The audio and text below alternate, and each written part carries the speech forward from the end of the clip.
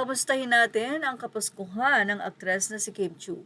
Matapos nga ang nasabing kontrobersya sa kanyang kapatid na sila Cam.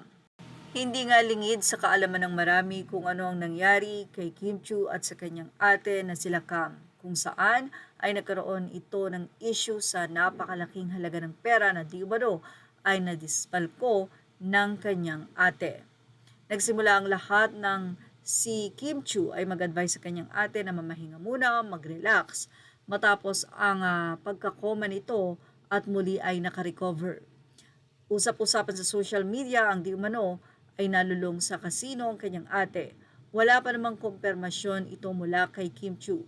Pero simula ng kanyang dinimanda ang kanyang ate ay wala pang nagiging balita kung nagkaayos na ba ang magkapatid o patuloy naghihiring ang dalawa.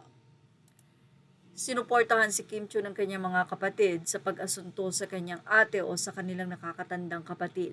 Hindi kasi ganung-ganung kaliit lamang ang pera na nawala, kundi sinasabi nila na milyones or 100,000s ang nasabi nga pong pera na nawawala, hindi lamang kay Kim Chiu kundi sa personal businesses nito na di umano ay nakasino ng kanyang ate. Anyway, sabi nga natin wala pang confirmation mula kay Kim Chiu pero mayroong emotional na naging mensahe si Kim Chiu ngayong Kapaskuhan.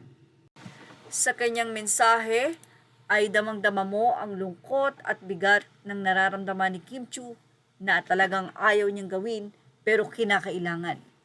Ayon kay Kim, they say Christmas is about family. This year, mine look a little different. All my life, I've been blessed to find family in people who chose to love me, hold me, and stand by me.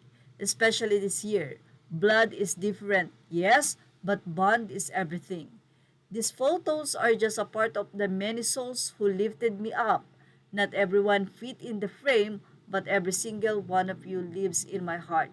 As Christmas is still being celebrated somewhere in the world, I just want to say thank you for the gift of presents, for the laughter, the patience, the understanding, and the love.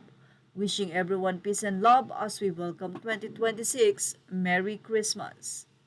Ganun pa man, marami ang nagsasabi na talagang tila hindi na maibabalik pa ang nasabing milyones na nawala. Pero ganun pa man, hiling ng marami na magkaayos sila ng kanyang ate Cam. Yan ang ating showbiz top update. Images are all credit to the rightful owners. Please like, share, and subscribe.